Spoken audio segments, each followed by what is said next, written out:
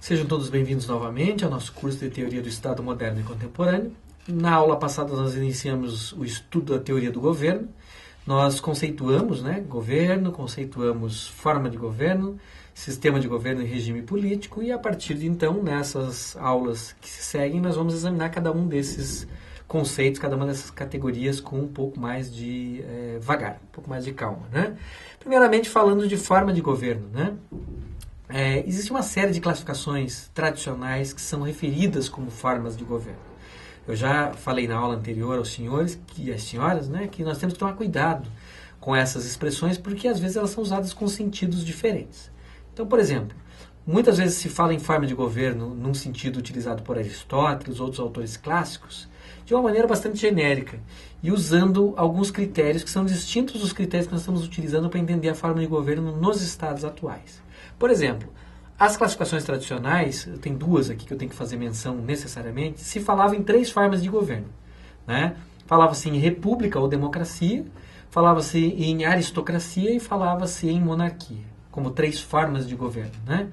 O que seria a monarquia? O nome está dizendo, monarquia. Mono significa um e arquê significa autoridade em grego. Então significava uma única autoridade, monarquia, poder exercido por um só. De outro lado, caminhando para as outras duas formas. A segunda forma de governo, qual seria para essa classificação tríplice, clássica, tradicional? Aristocracia, ou para alguns oligarquia, mas principalmente a aristocracia. O que seria isso? Kratos, poder em grego. Aristoi, os melhores, vem de arete, virtude, os mais capacitados, os mais aptos, os mais virtuosos. Seria um governo de poucos, um governo de uma minoria. Os governos de minorias, uma minoria da sociedade governando, eram chamados de aristocracias. E democracias ou repúblicas, esse termo também varia, alguns autores falam em democracia como forma de governo, outros em república como forma de governo, seria o governo de muitos, governo de um grande número, a maior parte da população fazendo parte do governo seria chamada república ou democracia, a terminologia varia. Não é nesse sentido que nós vamos utilizar a expressão aqui. Notem que esse primeiro sentido, essa classificação tríplice, governo de um, de poucos ou de muitos, monarquia, aristocracia ou democracia ou república, é um conceito, uma classificação tríplice baseada num critério meramente quantitativo. Quantos exercem o poder? Nós sabemos que Aristóteles, por exemplo, reformulou essa classificação tríplice, agregando não só o número de titulares ou exercentes do poder, mas também o modo como o poder é exercido. Ele essencialmente sustentava que o poder podia ser exercido com vistas ao bem comum ou com vistas a fins particulares. Ou seja, de uma forma virtuosa ou de uma forma corrompida. Quando exercido com vistas ao bem comum, de uma forma virtuosa, quando exercido com vistas a interesses particulares, de uma forma corrompida. E com isso ele chega não mais a uma classificação tríplice, baseada apenas no número de governantes, mas uma classificação sextupla, baseada no número de governantes e no modo como o poder é exercido. Então nós temos, de um lado, as formas virtuosas de governo, seriam monarquia, aristocracia ou república ou democracia, que seriam governo de um, de poucos ou de muitos exercidos com vistas ao bem comum.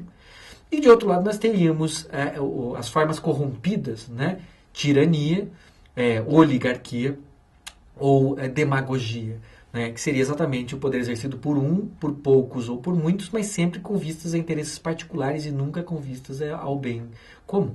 Então aqui nós temos um elemento que também é um elemento moralizante. Notem, a lei da quantidade de governantes, serem um, poucos ou muitos, um elemento que se o exercício do poder é feito de maneira virtuosa ou de maneira degenerada, de maneira desvirtuada. Também não é nesse sentido que se utiliza mais a expressão forma de governo. Então tem que tomar um pouquinho de cuidado com relação a isso. Na contemporaneidade, então, se a gente fosse traçar uma classificação contemporânea, quais são as formas de governo que são relevantes, que são utilizadas pelos autores para estudar os estados, para estudar a forma de organização do político, do fenômeno político, e principalmente essas formas de governo. São essencialmente duas.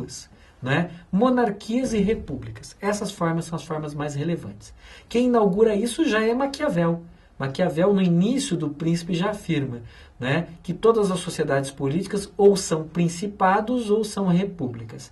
Principados aqui é um sinônimo de monarquia. Então é como se Maquiavel estivesse dizendo, olha, os estados contemporâneos ou são monarquias ou são repúblicas. E é a classificação de Maquiavel que acaba se tornando base para toda a classificação das formas de governo contemporâneas, modernas e contemporâneas. Né? Então, essencialmente, tratam-se de monarquias ou repúblicas, embora haja mais de um tipo de monarquia e mais de um tipo de república. É essa classificação que nos interessa na atualidade. Né? Quais são as características normalmente associadas às monarquias e quais são as características normalmente associadas às repúblicas? Né? Essencialmente, monarquia, como o próprio nome diz, teoricamente se trata de uma forma de governo na qual o poder é exercido por um indivíduo. Né? Então existe uma concentração do poder nas mãos do monarca ou nas mãos do rei. Né? Então, ou príncipe. Príncipe na filosofia política, na literatura política, significa o mesmo que monarca. Né? É a mesma coisa. Então, quando existe uma concentração de poder nas mãos do príncipe, né, é o príncipe o principal exercente do poder, se trata de monarquia. Essa é uma das características dessa forma de governo. Além dessa característica, poder de um só, ainda existem outras características tradicionalmente associadas à monarquia. O fato do poder ser transmitido, ser transmitido hereditariamente. Normalmente aqui o critério é a transmissão hereditária do poder de acordo com o princípio da primogenitura. Ou seja, uma vez falecendo o monarca ou se tornando incapaz para o governo, né, quem sucede é o seu filho homem mais velho. Né? E às vezes, naturalmente, tem que haver algumas outras regras de sucessão, né, para regular essa sucessão ao trono, mas grosso modo esse é um critério predominante. Então, monarquias são associadas muito frequentemente ao governo de um só, em que o poder é transmitido, ou seja, a investidura se dá por critério de hereditariedade. Além desses dois critérios, existem outros que são tradicionalmente associados à forma de governo monárquica. Né? De um lado, o patrimonialismo, né? As monarquias nascem como sistemas patrimoniais, em que existe uma confusão entre patrimônio do Estado e patrimônio do monarca. Depois isso vai mudar, mas originalmente elas têm essa característica. E segundo, irresponsabilidade. A ideia é que o monarca é o detentor a título pessoal da soberania.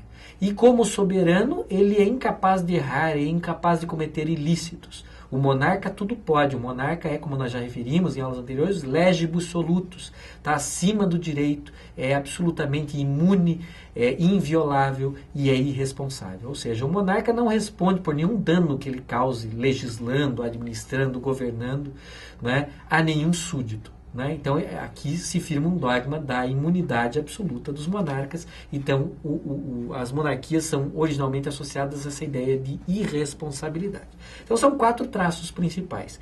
Poder exercido por um só, poder investido de maneira por critério hereditário, poder exercido um patrimonialismo, né, uma confusão entre patrimônio do reino e patrimônio do monarca, e imunidade do monarca. Por que nós precisamos fazer uma observação importante aqui? É óbvio que as monarquias contemporâneas não correspondem a essa característica. Essa característica das monarquias na sua origem. No Estado absolutista, principalmente, não na origem, mas na origem mais próxima. Né? No Estado absolutista, principalmente, talvez essas 4 características estivessem presentes. Nós precisamos observar, primeiro, que nas monarquias contemporâneas, muitas vezes quem exerce o poder não é o monarca. Os monarcas das monarquias contemporâneas muitas vezes não exercem poder algum. Né? Quem exerce poder é o parlamento, o gabinete, o primeiro-ministro, dependendo do sistema de governo ou de outras coisas, mas não o monarca. Hoje em dia os monarcas exercem algum poder ou até mesmo não exercem poder, como nós veremos em aulas posteriores. A segunda observação é a seguinte: nem toda monarquia é hereditária. Existem algumas monarquias que são eletivas. Então, embora, em regra, as monarquias tenham adotado durante muito tempo o critério da hereditariedade, existiram muitas monarquias que eram eletivas. O imperador do Sacro Império Romano Germânico, por exemplo, era eleito por outros monarcas que faziam parte do Sacro Império. Né? Então, e durante toda a Idade Média, por exemplo, nas monarquias germânicas, né, da Europa continental, existia o critério de eletividade dos monarcas. Então, a monarquia normalmente é hereditária, mas não precisa necessariamente ser hereditária. Outra observação: as monarquias contemporâneas normalmente não têm a característica do patrimonialismo. Ou seja, existe uma clara distinção, embora a forma de governo seja monárquica, existe uma clara distinção entre patrimônio do Estado, patrimônio público, erário público e patrimônio do monarca. Isso já foi separado há bastante tempo. E, por fim, a regra da imunidade ou da inviolabilidade do monarca, ela continua de um ponto de vista formal. É normal que monarquias adotem ou prescrevam nas suas constituições um princípio de inviolabilidade do monarca e da sua pessoa, né? No entanto, o Estado é responsável. Ou seja, o Estado, quando causa dano aos administrados ou aos governados, é normalmente passível de ser processado e ser obrigado a indenizá-los. De modo que não existe mais imunidade plena. Apenas a pessoa do monarca é vista, de um ponto de vista formal, como imune e inviolável. Ainda assim, como houve o esvaziamento do poder político do monarca, aqui, efetivamente, o monarca dificilmente causa dano, porque quem governa, de fato, quem exerce poder são outros órgãos, como o parlamento ou como o governo. Então, essas características tradicionalmente associadas às monarquias estão muito relativizadas. Nós veremos, então, que é difícil até mesmo compreender a monarquia hoje, em função de que a maioria das monarquias elas são combinadas por força do sistema de governo com o parlamentarismo, que muda muito o panorama. Mas, de modo geral, as monarquias são caracterizadas pela presença de um monarca, que faz parte de uma família real, e que exerce uma função que nós veremos depois, que é a função de chefe de Estado, normalmente, embora possa também ter algumas funções que são funções de governo, mas normalmente são funções mais simbólicas e representativas, que são normalmente transmitidas hereditariamente. Essas são algumas das características que normalmente são encontradas nas monarquias contemporâneas. Repúblicas são formas de governo distintas, né? O nome já diz, res publica, né? Coisa do povo. Ou seja, essa forma de governo é entendida por oposição à monarquia. Nelas, então, vai estar ausente essa ideia de uma casa real, uma família real, na qual o poder se transmite hereditariamente. Nelas não haverá um monarca, né, que herda o trono e que transmite esse trono para os seus sucessores, né? Existem características bastante distintas das repúblicas para as monarquias. Normalmente as repúblicas têm outras características distintas, opostas àquelas 4 que nós vimos das monarquias. Primeiro, em lugar de poder concentrado em um único indivíduo, a ideia é o poder distribuído entre um grupo maior de indivíduos. Pode ser uma minoria, é o caso das repúblicas aristocráticas, ou pode ser uma maioria, é o caso das repúblicas democráticas. Mas, de qualquer maneira, não é mais poder de um só. É o poder de um grupo menor ou maior de indivíduos. Segundo ponto, em regra, nas repúblicas não existe hereditariedade. São raros, são poucos os cargos hereditários quando existem, né, nas repúblicas. Normalmente os cargos são acessados por eletividade. Então a república não se confunde, mas está associada com democracia. Então, em lugar de hereditariedade, nós temos um critério de investidura dos governantes no poder por meio de eleições, critério de eletividade. Mas podem existir outros critérios, concurso público baseado no critério do mérito, nomeação e assim por diante. Mas os cargos mais importantes de governo normalmente são cargos eletivos. Além disso, no lugar do patrimonialismo tem a distinção entre patrimônio público e patrimônio privado.